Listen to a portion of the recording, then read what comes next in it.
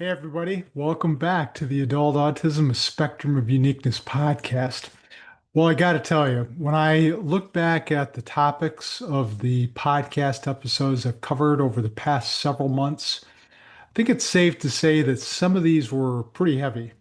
Like the last podcast episode covered autism and addiction. And then we had one on figuring out your identity as an autistic person.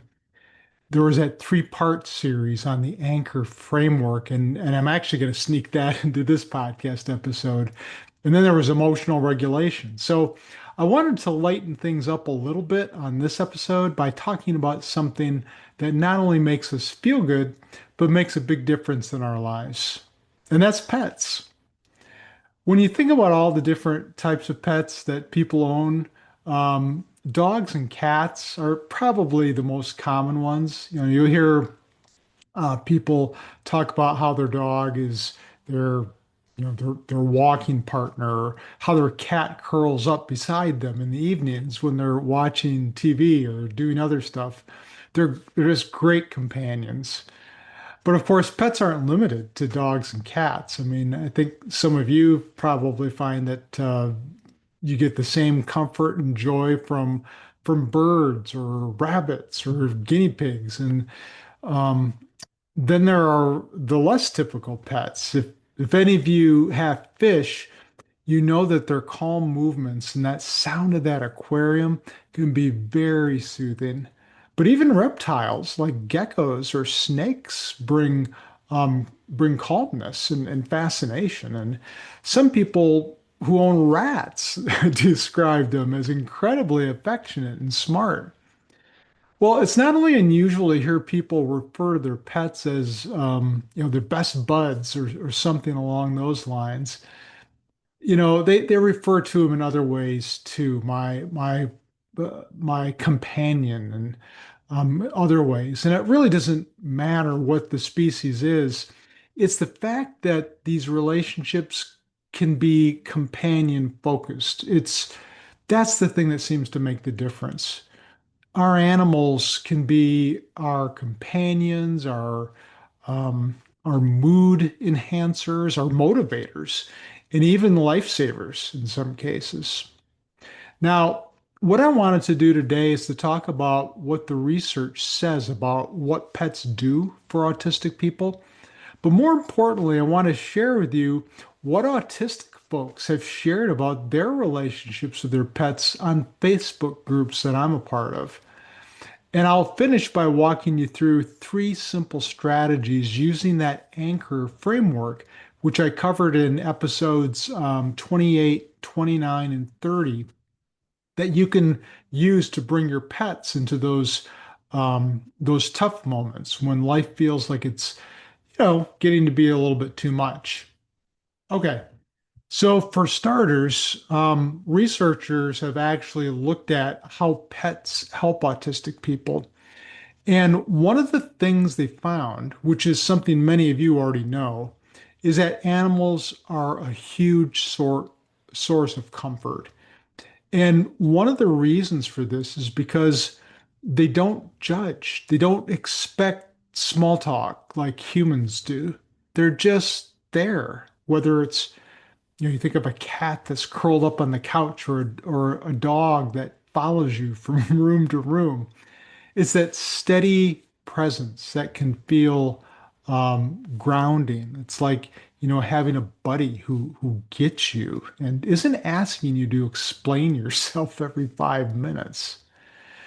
Research has also shown that stroking a pet's fur, hearing them purr, like if you're a cat owner, or even watching fish swim in an aquarium can help calm your nervous system.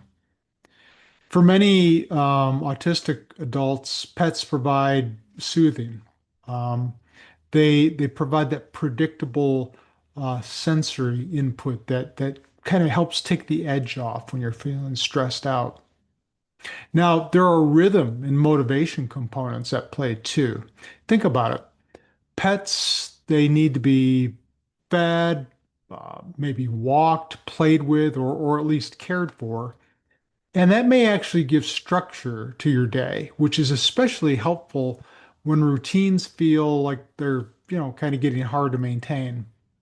On tough days, the thought of, I don't know, my dog needs me or my cat is waiting, that can be that little push that kind of helps get you moving and doing things. There was another study that found that autistic adults were just as bonded to their pets as non-autistic adults, and that having a pet was linked with uh, better mood and quality of life. But here's the catch.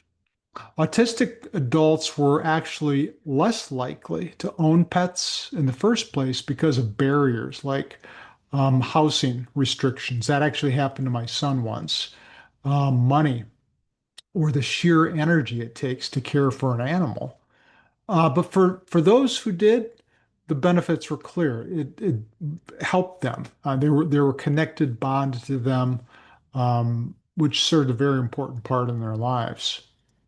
Now, let me just briefly mention one other study, and then we'll take a look at types of pets that are owned by autistic adults and what they said about them.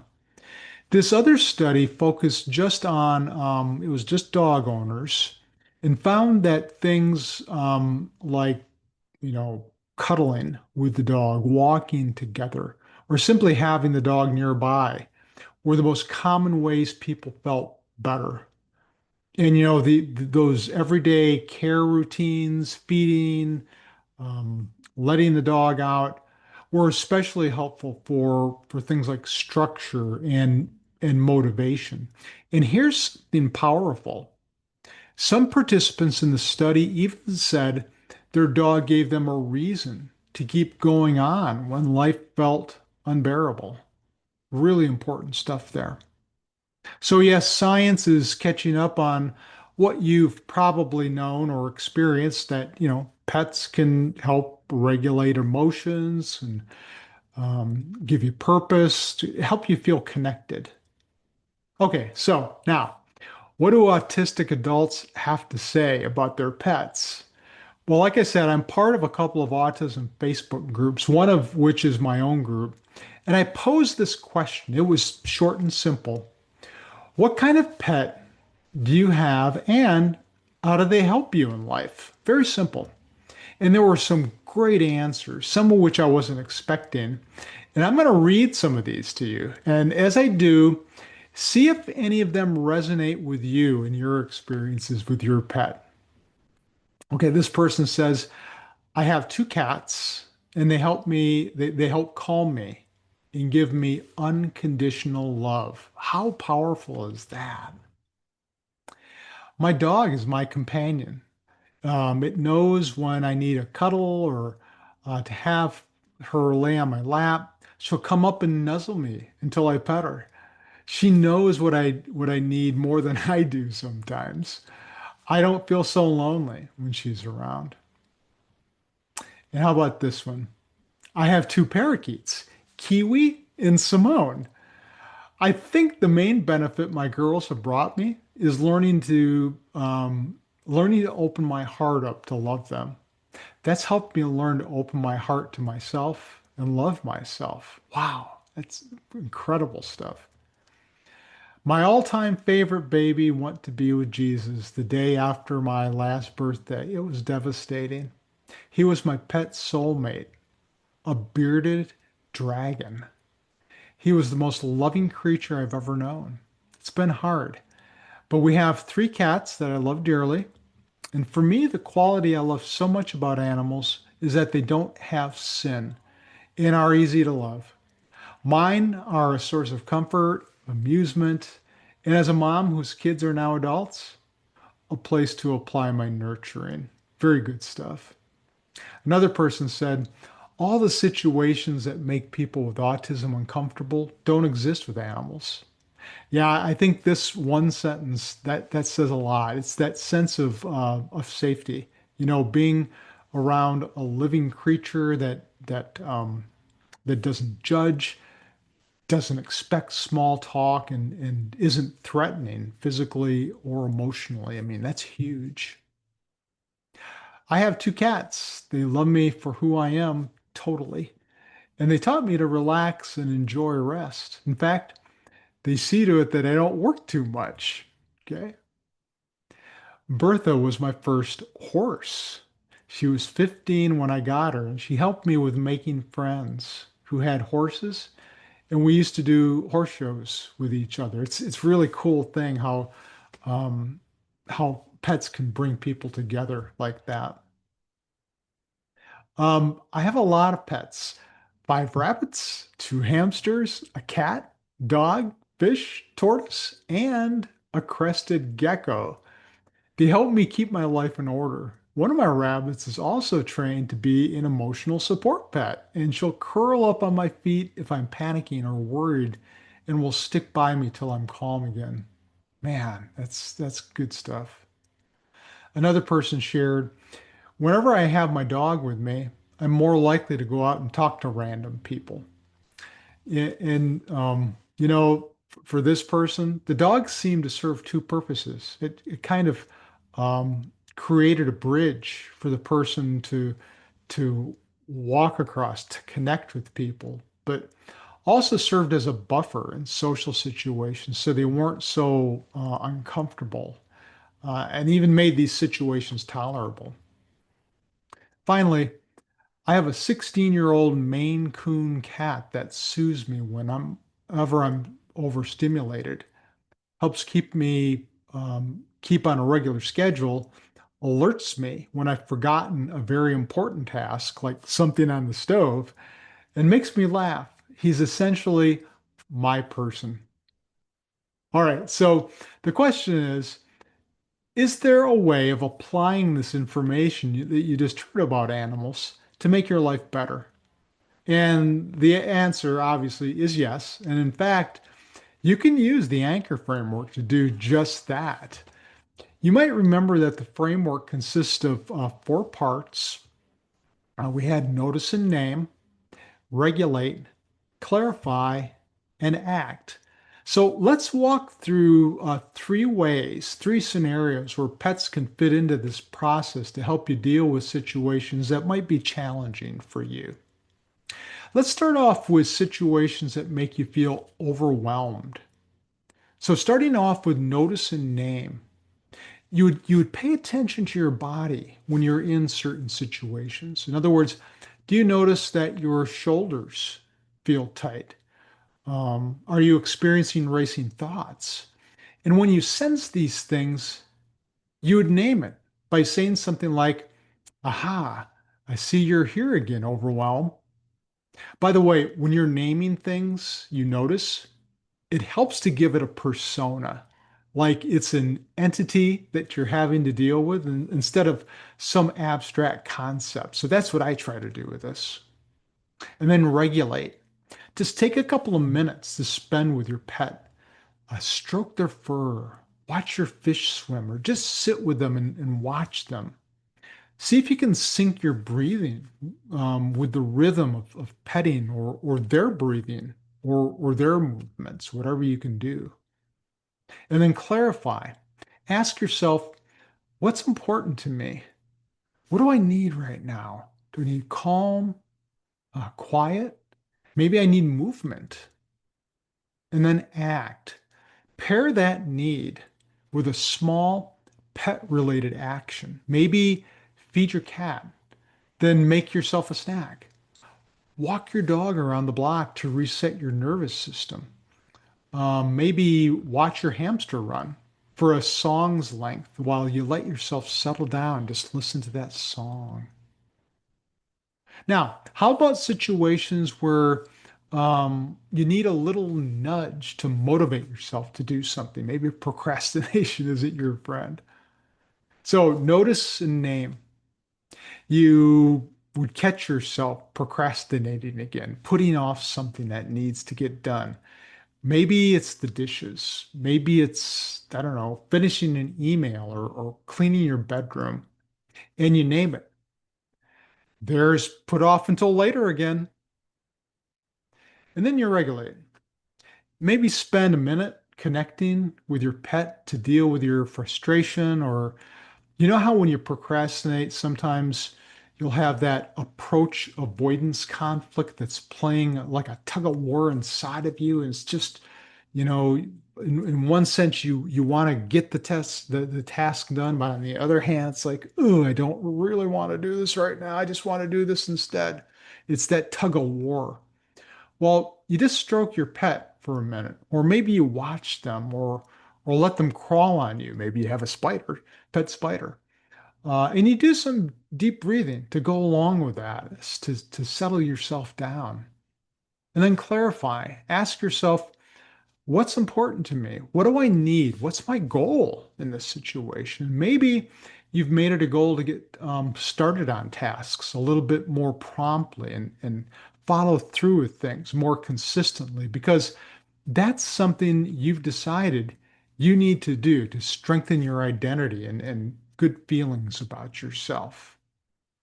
And so with ACT, you would pick some small task that you can tie to pet care, and there's a name for this technique of tying one thing, one task with another.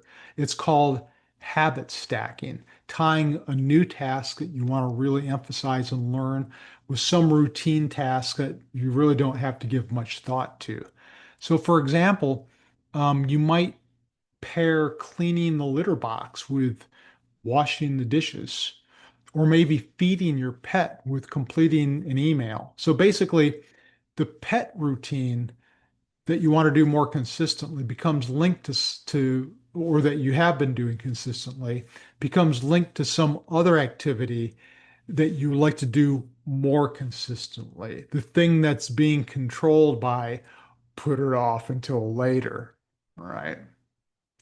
Okay, so the last situation pertains to socializing, which oftentimes, that isn't necessarily the top priority for autistic folks. You might relate to that, maybe not. But you would start off with noticing and naming. So check what's the hardest about socializing. Is it just kind of getting started doing this? Is it, I don't know, making small talk or maybe just kind of lasting through the social interaction? And in terms of naming, you might refer to it as awkward. Awkward. Yep, I see you. I was wondering how long it would take you to show up. And then regulate. Do a quick ritual with your pet, maybe holding them on your lap and stroking them, or letting them crawl or slither on you if you have a snake. And take several deep breaths as you do this. Watching works too, if you don't want to or you can't hold your pet. So clarify, once again, clarify what's important to you or what you need. So in a situation like this, maybe you want to, get through the situation without feeling like you're going to have a panic attack, or that you can pull your mask down just a little bit and reveal more of the real you. Maybe this is something that you've made as a goal. Okay. ACT, you choose one small step. You can take that, won't involve a lot of social interaction. Like maybe if you're taking your dog for a walk, maybe your tendency is to avoid eye contact when you pass people who are walking in the opposite direction when you pass them, and you might decide, I'm just going to try to make a little bit of brief eye contact and maybe say hi. Or maybe the eye contact isn't your thing. Maybe you decide that no, I'm autistic. I don't want to have to make eye contact. That's fine. Then maybe doing something different. Maybe you're looking at your dog and stroking it as you make small talk with a person that you're passing on the sidewalk. Maybe that might do the trick. And then when you come back home from the walk, you could tell your pet something like, "We did it." That makes it easier to try again the next time. So I just wanted to make brief mention of choosing a pet. If you've never owned one and maybe you're thinking of getting one, or if you've never owned the type of pet that you're thinking about getting. Well, first I'd recommend, first of all, just take your time before you adopt a pet. Do some research on the type of pet that you're thinking of, and getting is maybe doing some self-reflection. I mean, be honest about your personality, your energy, how much energy do you have? Because I mean, some pets take a lot of energy. What are your sensory needs? And of course, your budget. Like for example, barking, that might overwhelm you. If you get a pet that sheds hair a lot, then that might be too hard to manage, which could be challenging if you have difficulty getting other things done. So maybe a fish tank or I don't know, a quiet reptile would be a better fit. Some autistic adults will start off by pet sitting or fostering a pet for a while to test the waters, which can be a great way to, see how it feels without having to make that long-term commitment. So just keep those things in mind. So here's the takeaway. Pets, they can bring structure, grounding, and comfort in ways that make life meaningful, not to mention serving as a real good companion. And they line up beautifully with the anchor framework. If you already share your life with a pet, try one of the anchor framework strategies this week to see how it works out for you. And also, I'd like to encourage you to go to my Facebook group and share your thoughts to the question I posed. What kind of pet do you have and how do they help you in life? And you know what would be really cool if you did this? If you go to my Facebook group, if you posted a picture of your pet with your comment. Let me just show you my cat. I'm going to share this with you. If I can get this to work. Cleo, we adopted her when she was about 8 or 9 years old, and we discovered that she is mostly blind. I think I'm sharing. You should be able to see that now if you're watching this on YouTube. Mostly blind. She has a deformed foot. We didn't know these things when we got her. We had adopted her and didn't know these things, but she's also she has I can't remember what these things are called. She has a really a bobtail. She has a bobtail, very short tail. It's very cute. But anyway, she's a very small cat, but very, very loving. And you could just see her if you're looking at this on YouTube, she's just, or if you're not looking at her on YouTube, she's just kind of snoozing there by our front door, and she's just an adorable little cat. But I think you can just tell pets serve a very important role in our lives. So just wanted to share that with. And I did want to mention that the link to my Facebook group, you can find that below. Just click on that, request to join. I'll get you in. I'm really eager to hear what you have to say about your pets and your pictures. Hey, listen, thanks for listening to the podcast. I don't take any of you for granted, and I'm honored that you're willing just to take a few minutes out of your day to listen to me talk about stuff that hopefully you find useful and meaningful. Well, listen, have a great rest of the week. Talk to you soon.